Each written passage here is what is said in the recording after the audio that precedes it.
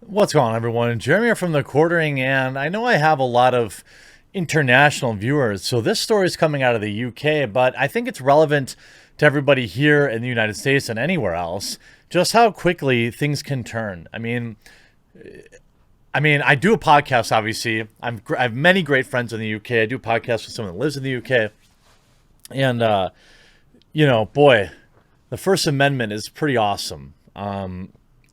Because you never really think about it. You never really think about it until you see articles like this and you see some of the things like my friend got put in handcuffs for a joke in the UK. I mean, he was facing real hard time for a joke with his dog. Okay, so it's an important thing to keep an eye on. Before we get into the story, one last shout out.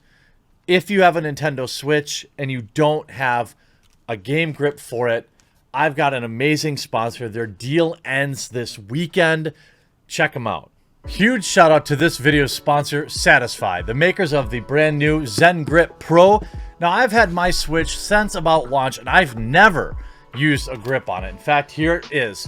But what the Zen Grip Pro offers is amazing. It adds a ton of comfort regardless of your hand size. Let's take a look at what's inside the Zen Grip Pro bundle, which, by the way, will make a great Christmas birthday gift or a gift to yourself. Inside their case, you open it up, you've got spots for all of your games. Now, you could just get the grip if you wanted, but if you take the actual grip out, what you see on here is a lot of silicone on the back. So essentially your Switch will float on that. So no plastic on plastic touching.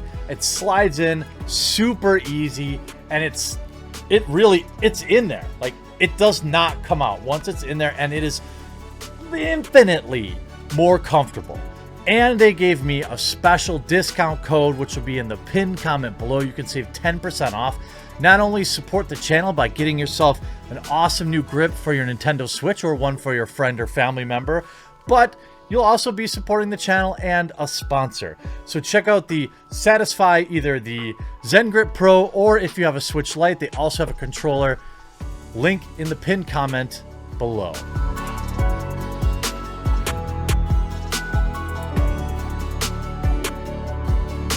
Hey, and not only it's cool when I get a sponsor of a product that I actually use, and every purchase you make goes directly to help the channel and helping you enjoy your Switch more. Now, an article from reclaimthenet.org, which is a great site if you're a free speech advocate and you're interested in tech censorship. UK to look at whether misogyny should invoke harsher sentences. Are you joking? How would you even prove that? A recent report from the Law Commission reveals that misogyny could end up becoming a criminal offense in both England and Wales. As of now, the independent body that tends to review laws will still take a closer look at whether people criticizing women on the sole basis of gender deserve harsher punishments and sentences as part of the so-called hate crime laws. Sentences for telling a girl she's got some nice sweater puppies, some great milkers. Are you joking? Evidence from PDs and prosecutors, among others, is being collected by the commission to review the laws surrounding misogyny. There's a law for that? Misogyny drives crime against women. Recognizing that within our criminal justice system will help us detect and prevent offenses, including that. Okay. So you're saying that if you're somebody that makes jokes about women, that you should just get arrested and to prevent any future potential issues. That's the logic behind this. So by that same logic, if you're born male, why not just put them right in jail and prevent it altogether?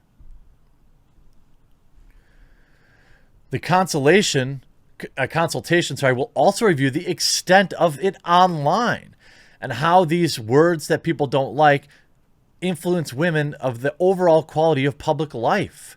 It will also be decided whether the misogyny law would be exclusive to women or both genders alike. Well, we all know it's not going to protect misandry, which, by the way, is very obvious to see on places like Twitter.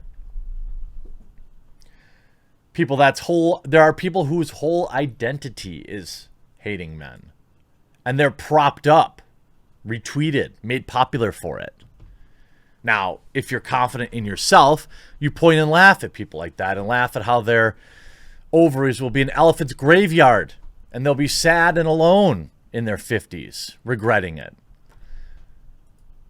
Generally speaking, there is clear legislation that applies to cases where race is involved, in which results in behaviors. But on the other hand, the same is not true when it comes to women.